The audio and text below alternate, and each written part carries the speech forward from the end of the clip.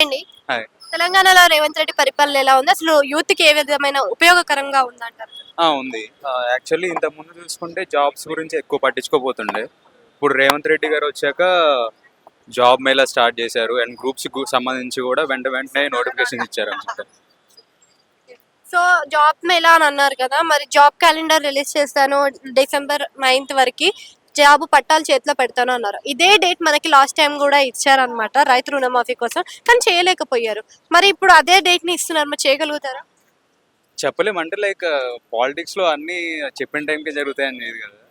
Mostly కొంచెం అటు ఇటు అయినా మాక్సిమం నోటిఫికేషన్ అయితే రిలీజ్ చేస్తారని అనుకుంటున్నాను.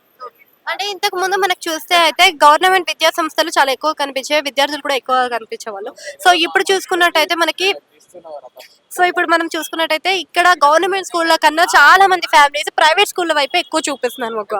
అయితే ఇప్పుడు గవర్నమెంట్ పరిస్థితి ఏమైతది? విద్యార్థులు వెళ్ళగలుగుతారంట?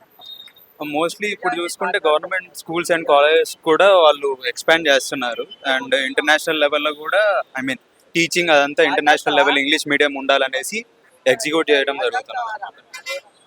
సో, ఇప్పుడు ఈ లాస్ట్ ప్రీవియస్ గవర్నమెంట్ తోటి, ఇప్పుడున్న గవర్నమెంట్ తోటి కంపేరింగ్ చేస్తే మనకి ఏ గవర్నమెంట్ నీకు బెస్ట్ అనిపించింది? ఎడ్యుకేషన్ పరంగా అయినా, డెవలప్‌మెంట్ పరంగా అయినా?